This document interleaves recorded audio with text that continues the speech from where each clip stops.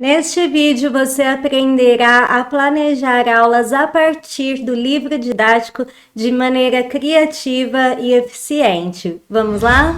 Tomarei como exemplo um livro de língua portuguesa do 5º ano, cuja primeira unidade trata do gênero textual poema. Neste caso, ele está em uma versão digital. Então, o primeiro passo é ler todos os objetivos da unidade, compreender quais conteúdos serão tratados e, principalmente, quais habilidades da BNCC serão abordadas. Então, agora vamos abrir um documento no Google Docs, ou se preferir, poderá utilizar também o Word para começar o nosso planejamento. Agora, vamos buscar por essas habilidades na BNCC para saber do que se tratam.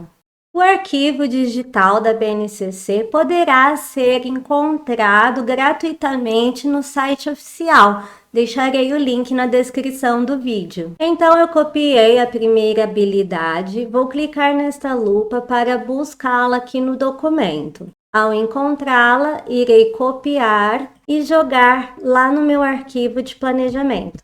Repetirei o procedimento com todas as outras habilidades. O próximo passo é analisar as habilidades que foram selecionadas ali na unidade do livro, destacando as palavras-chave, para que possamos saber o que trabalhar com nossos alunos. Então, por exemplo, nesta habilidade, diz que o objetivo é apreciar poemas e outros textos versificados, observando que rimas, sonoridades, jogos de palavras, reconhecendo seu pertencimento ao mundo imaginário e sua dimensão de encantamento, jogo e fruição.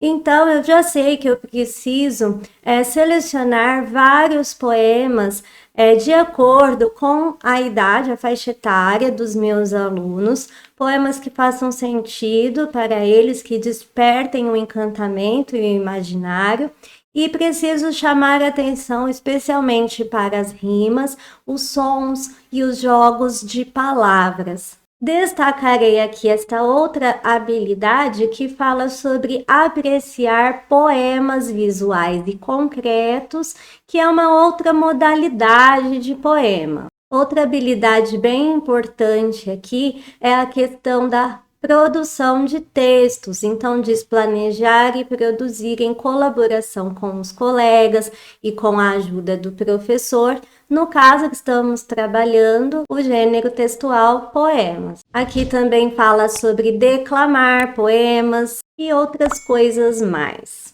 Agora que já sabemos quais habilidades devem ser desenvolvidas com os alunos, vamos buscar as estratégias para desenvolvê-las de fato. Primeiro, vamos dar uma olhada nos recursos e atividades propostos pelo próprio livro didático, analisando criticamente o nível das atividades em relação ao interesse e à aprendizagem dos nossos estudantes. Vamos observar quais textos já foram trabalhados para não sermos repetitivos.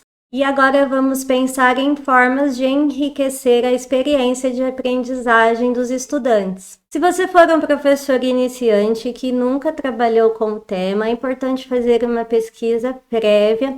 No caso, por exemplo, do poema, podemos buscar pelas principais características e estrutura desse gênero textual. Você também pode buscar por poetas brasileiros mais conhecidos e por poemas famosos. No caso, como eu estou trabalhando com uma turma de 5º ano, também é bacana pesquisar poemas específicos para esta faixa etária. Então, podemos passar para a parte do desenvolvimento de nossas aulas. Algo muito importante para se pensar é como introduziremos este tema. E um lugar muito bacana para buscar inspirações é o Pinterest. Você pode usar essa plataforma de busca tanto no seu computador quanto no seu celular. Você pode digitar, por exemplo, poemas para crianças e encontrará muitas opções. Você também pode digitar atividades com poemas para crianças e verá outras possibilidades. Para introduzir o tema, eu faria pelo menos 3 ações. A primeira seria organizar os alunos em círculo, distribuir fichas com poemas conhecidos e divertidos, proporcionando ali um momento de leitura individual e depois de partilha, ou seja, eu pediria para que cada aluno compartilhasse o poema de sua ficha com o grupo. Depois exploraria as características, a estrutura do poema, em versos e estrofes, também as rimas e os jogos de palavras, conforme vimos na habilidade da BNCC. E depois levaria os alunos a se aprofundarem na interpretação daqueles poemas, percebendo informações implícitas, observando ali o que o autor quis dizer com aquele texto e também, claro, chamando atenção para quem o escreveu. E então partiria para a busca de outras atividades com o objetivo de explorar, se apropriar, criar repertório em relação aos poemas. Buscando aqui no Pinterest por projetos com poemas, vejam só quantas coisas bonitas, interessantes, divertidas eu encontrei.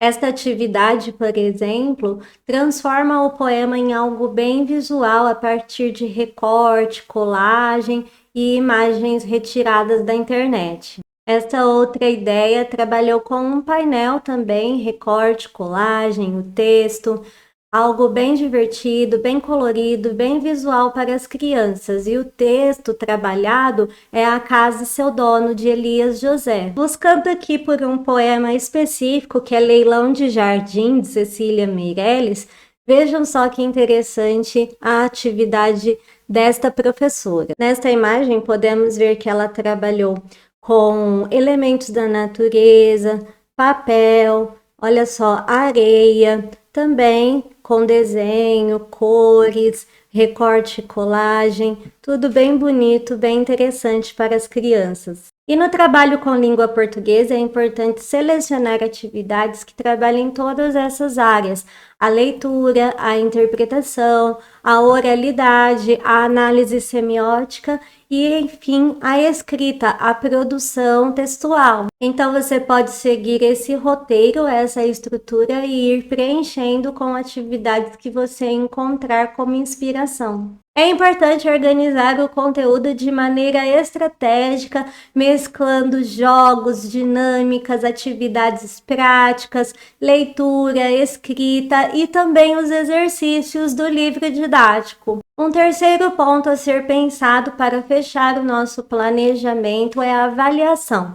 Então, as maneiras, as estratégias que você utilizará para verificar se os seus alunos desenvolveram as habilidades elencadas. Isso pode ser feito em várias etapas, por exemplo, pedir para o aluno declamar um poema, explicar qual a sua estrutura, interpretar um trecho específico e também produzir um poema original. Geralmente, eu costumo trabalhar atividades diversificadas em sala de aula e depois enviar o livro didático como tarefa de casa.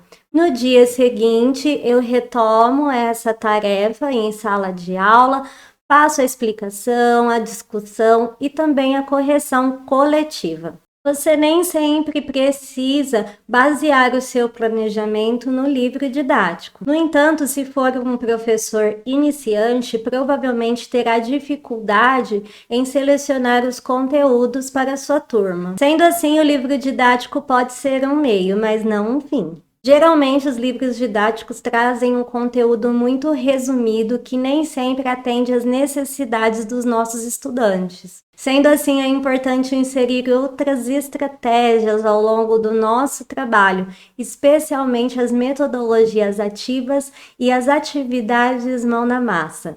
Aqui no canal você encontrará uma playlist repleta de conteúdos sobre planejamento, deixarei aqui nos cards. E se você desejar ter uma orientação personalizada e exclusiva de acordo com a sua realidade e as suas necessidades, entre em contato comigo através do e-mail que está aparecendo na sua tela para receber mais informações. Gostou do vídeo de hoje? Então se inscreva no canal, deixe o seu like e comentário, compartilhe com os amigos e continue por aqui assistindo aos vídeos que estão aparecendo na sua tela. Me siga no Instagram para ficar por dentro de todas as novidades em tempo real. Um beijo, até a próxima. Tchau!